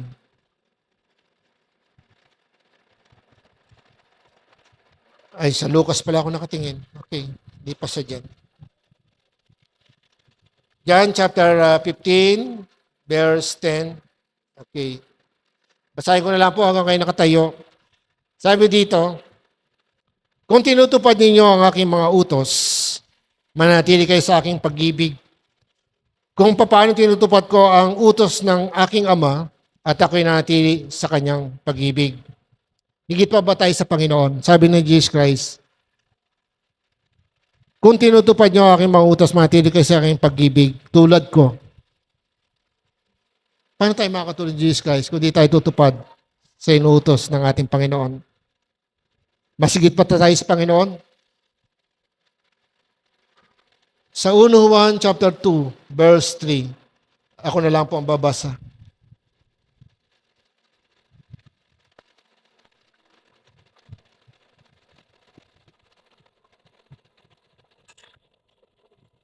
(3-6) ng 1 Juan chapter 2. Ang sabi po doon, nakakatiyak tayong nakikilala natin ang Diyos kung sinusunod natin ang kanyang mga utos. Ang nagsasabing nakikilala ko siya, ngunit hindi naman sumusunod sa kanyang mga utos, ay sinungaling at wala sa kanya ang katotohanan. Ngunit ang tumutupad sa salita ng Diyos ay umiibig ng wagas sa Diyos. Sa ganito nalalaman natin na tayo talagang nasa Kanya. Sino man nagsasabing na natili siya sa Diyos ay dapat mamuhay tulad ng pamumuhay ni Jesucristo. Mga kapatid, walang pinakita ang Diyos na pwede sabihin natin mali. Lahat ng ginawa ng Diyos ay ayon sa pag-ibig para kanino? Sa Diyos Ama at sa atin. Pero paano po ang ginagawa natin ngayon? Napagtutuhan natin nakaraan, napakahalaga po. Kasi kung ano po yung nasa isip mo ngayon ay ang ginagawa mo, yung kaisipan po natin, yan po ang tinitira ng kaaway. Kung ano yung pananaw mo ngayon, iyan po yan, ginagawa mo at pagpapahalagahan mo yan. Minsan napapapahalagan mo yung partner mo, yung girlfriend mo, yung boyfriend mo, yung trabaho mo, yung pamilya mo. Sinabi ng Matthew chapter 10. Di ba? Ang umibig sa ama, sa ina, sa anak, sa manugang, naging kay sa akin. Hindi sinabing huwag mong ibigin. Ay hindi ka dapat sa akin.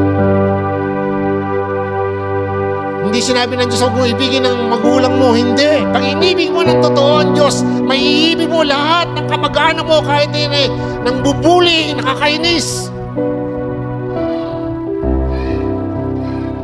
Dahil babaguhin ka ng Diyos. Alam niyo, napakahirap po. Kaya nga po ako naguguluhan. Lagi akong humingi ng tulong sa Panginoon kasi napakaraming mga bagay. Marami ko tinutuwid, marami ko sinasabihan. Pero hindi alam man akong kapangyarihan baguhin ang kanilang puso. Totoo po yan. Kahit tayo po'y mapakaraming may tuturo. Masasabi sa kapatid, kung ang sermon nakapagbabago ng buhay, lahat tayo mababago. Punong-puno ang church. Pagkos tayo nagpapasya. Hindi mo alam, nasasayang ang panahon at yun ang gusto ng demonyo, malibang tayo. Huwag tayong matuon kung anong pinagagawa ng Panginoon. Para sa akin, kung titignan ko, napakaliit ang kapilyang ito pag gumawa ang Panginoon. Hello? Napakadali. Kaya mga kapatid, mangarap po tayo. Darating na po ang huling panahon. Ang paghukom, ang rapture. Paghandaan natin. Walang nakakaalam, pero paghandaan mo. Pero i-enjoy mo. Kung may bahay ka dito, may sakin ka, walang problema. Pero kung makalimutan, manggagawa ka ng Diyos, maglingkod ka sa Diyos. Yun lang naman natin ng Diyos. Kasi yung pag-ibig, pag sinasabing mahal natin ng Diyos, hinahanap niya yung paggawa mo, katapatan mo. Yun po. Yung pagsunod. Dahil ang Panginoong Jesus sumunod. Sa gayon, sasagana po tayo sa pagpapala ng Diyos. Ngayon po, itaas po natin ang ating kamay kung tayo po ay nagpapakumaba, gusto natin lumapit sa Ama. Damahin po natin ang kanyang pag-ibig. Manalangin po tayo. Amang banal, maraming salamat po. Salamat po sa araw na ito. Salamat sa iyong mensahe. Salamat po, O Diyos, sa katotohanan na ikaw ay hindi nagbabago. Ikaw na nagpalaya sa amin at hindi mo inaalis ito sa amin, yung kalayaang iyon. Malaya na kami sa pagkaalipin sa kasalanan. Malaya na kami sa kahatulan ng kasalanan. Lamang, O Diyos, nagkukulang kami ngayon dahil sa gawain po ng sanlibutan. Maraming tukso.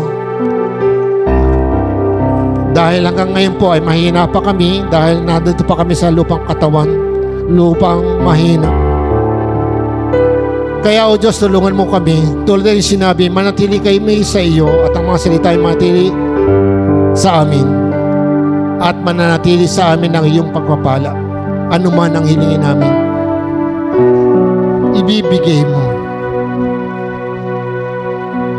Lord, kung marami natutok ngayon sa material na bagay ng mundong ito, Lord, ipaalala mo po sa kanya nang lahat sa mundong ito ililipas at maiiwan lamang namin. Because ang nais mo ay ma-enjoy lang namin to at gamitin namin to para sa gawain upang marami ako pagpala. Sapagkat kung kami pinagpapala ngayon, Lord, marami natutuwa ngayon sa mga born again. Dahil pinagpapala sila, Lord. Dati ay nakatsinelas, ngayon may kotse na, Lord. Natutuwa yung mga tao. Ang dami nagsasabi sa akin ganyan. Pero sila, bulag pa rin. Ayaw nilang maniwala kay Jesus Christ. Pero nakikita nila yung patotoo. Matuwa kayo mga kapatid.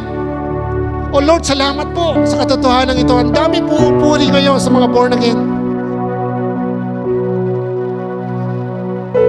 Lord, buksan mo ang bautisa na itinataas mo kami. Hindi dahil sa ginagawa namin, kundi doon sa mga pagpapala na binibigay mo sa amin. Lord, marami ang nabe-bless. Kaya lang nasisiraan sila ng loob kapag nakita po yung aming karakter. Lord, tulungan mo po kami na mabago po yung aming mga kahinaan, yung aming mga damdamin, emosyon. Bakos, O Diyos, ang mga salita mo ay masunod po namin tulad ng iyong nais. Makatulad kami ni Jesus Christ from glory to glory. Dahil yung talukbong ay wala na sa amin. Dahil binigyan mo na kami ng Holy Spirit, katiyakan na kami po'y makakaunawa, katiyakan na malilitas kami, katiyakan na kami makakatanggap ng mga pangako ng Diyos. Lamang kaya po marami sa amin na hindi matanggap dahil yun nga po, namimili kami ng aming susundin. At ang mga salita mo, yung dapat namin sundin, hindi namin ginagawa.